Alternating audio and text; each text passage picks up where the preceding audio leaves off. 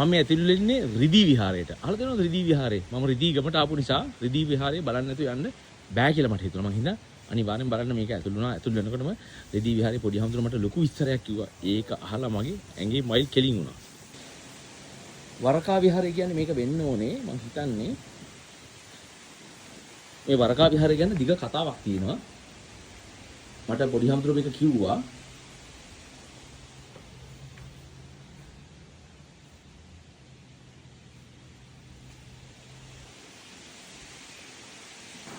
ඊළඟට අපි රිදී විහාරේ තවත් කොටසකට යනවා. මම නම් දන්නේ මේක පැය දෙකකටවත් මේ විහාරේ බලලා ඉවර කරන්න බෑ කියලායි පොඩි හාමුදුරුවෝ කිව්වේ. ඉතින් මම ඔයගොල්ලන්ට කිව්වා පොඩි හාමුදුරුවෝ කියපු විදිහට අර දඹරන් පිළිමය වැඩම කරලා තියෙන විහාරය මේක වෙන්න ඕනේ. මට පේනවා ඈතට. මගේ දරුවනේ ඔයගොල්ලන්ට ඇත්තටම මේ ස්ථානෙට මම හොඳටම දන්නවා ඔයගොල්ලෝ ඇවිල්ලා නැහැ. මේ ස්ථානෙට මේ විහාරයේ හරිම විශිෂ්ට දෙයක් තියෙනවා. සුවිශේෂී දෙයක් තියෙනවා. පොඩි හාමුදුරුවෝ කියපු විදිහට මට මතක විදිහට මම කියන්නම්. මේ තියෙන්නේ අර දඹරන් පිළිමය රිදී විහාරය කියලා කියන්නේ මෙන්න මේ ස්ථානයෙන් රුවන්වැලිසෑය හදන්න දුටුගැමුණු රජුරවන්ට රිදී සපයපු තැන. ඒක ওই තරම් සරල කතාවක් නෙමෙයි. හරි විශාල කතාවක් මේකේ තියෙන අපේ පොඩි හාමුදුරුවෝ ඔක්කොම විස්තරේ මට කිව්වා. ඉතින් දුටුගැමුණු රජුරෝ රිදී සපයපු නිසා කළගුණ සැලකීමක් වශයෙන් මෙන්න මේ දඹරන් පිළිමය පූජා කළා මේ පන්සලට. දුටුගැමුණු රජුගේ උත්සාහ ශරීරයේ සමාව ඉන්දියාවේ දඹදිව ඉතින් තමයි මේක නිර්මාණය කරලා තියෙන්නේ. නිර්මාණය කරලා පිළිමහන්සේ අනුරාධපුරයට වඩම්මගෙන ඇවිල්ලා අනුරාධපුරේ ඉඳලා මෙහාට වඩම්මන්න ඉස්සෙල්ලා දුටුගැමුණු රජු තීරණය කරනවා නිකම්ම පිළිමහන්සේ නමක් අපි වඩම්මන්න හොඳ නැහැ. අපි මේක රනින් කරන්න ඕනේ කියලා අඟල් 4ක දඹරන් ආලේප කරලා තමයි පිළිමහන්සේ ඉන්දියාවට පෙරහැරකින් වඩම්මගෙන ඉන්නේ. මේ අවස්ථාවේදී මෙතනදලා කිලෝමීටර් 7කට එහාදී පිළිමහන්සේ නාපු පෙරහැර තලාව මත එරෙනවා. දුටුගැමුණු රජුව කල්පනා කරනවා කොහොමද මේක ගන්න කියලා. ගන්න උත්සාහ කරලා ගන්න විදිහක් නැහැ.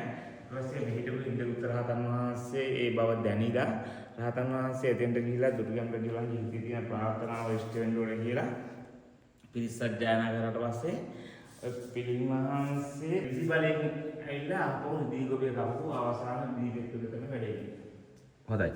ජේසුස් වහන්සේගේ ඒක තමයි මේක හරිම වැදගත් තරක්. මේක අපි මේක පැහැදිලි කරමු අපේ දරුවන්ට මේක බලන් ඉන්න. මේක තමා ලෝකේ පළවෙනි මෙහි වගේ අවස්ථාවක් තියෙන.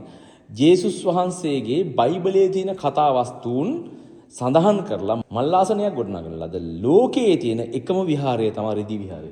එහෙම නේද? මේ බලන්න. මේ ඇත්තටම මේ ඕලන්ද ජාතික පැල්කේ මාතා මනෝත පාසේ පළවෙනි මහානායක හඳුරු ගය දකින්න ලැබෙන ඕලන්ද ඉඳලා එන අවස්ථාවේදී තෑගි භෝග වාගයක් ගෙනල්ලා දුන්නා. ඒ තෑගි භෝග ගොඩේ තමයි ඔය ටයිල් තිබිලා තියෙන්නේ. නමුත් මහානායක හඳුරු ඊට පස්සේ මොන ආගමක් වුණත් අදහන දෙයක් නේ. ඒ නිසා අපි මේක මේ පායට නොපැගෙන විදිහට මේ සතකන පිළිම මහන්සිය මල්ලාසන යාලම් කියලා අල්ලලා තියෙනවා.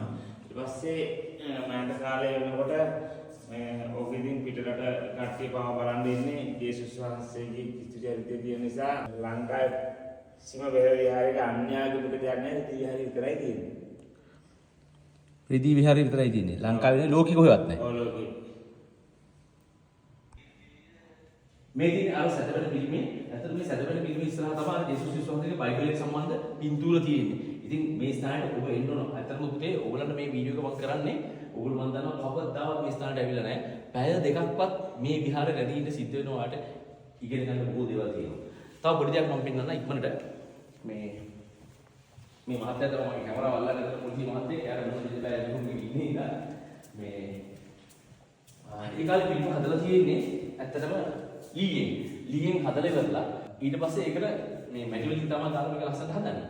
හැබැයි පසුකාලීනව අර සොලි ආකරන වගේ දේවල් ආපු නිසා මේ මැටි දාලා හදුවට ඊට උඩින් රත්තරන් ආලේප කරලා තියෙනවා කියලා කියන්නේ. හැබැයි දැන් මේ මැටි ආලේපේ ටික ටික ෂේව් වෙගෙන යනවා. ගිහිල්ලා අර රත්තරන් මොහු වෙනවා. මම හිතන්නේ ඔයගොල්ලන්ට පේනවා. අපි අල්ලමුද කැමරාව පොඩ්ඩක් මෙන්න දෙන්න. මේ තියෙන මම හිතන්නේ මේ රත්තරන් මතු වෙගෙන එනවා මේ. රත්තරන් මතු වෙගෙන එනවා. මැටි දිය වෙලා ගිහිල්ලා රත්තරන් මතු වෙනවා. ඉතින් ඔයාලට හිතා ගන්න පුළුවන්ද මේ මූර්ති ශිල්පයේ ලංකාවේ මොනතරම්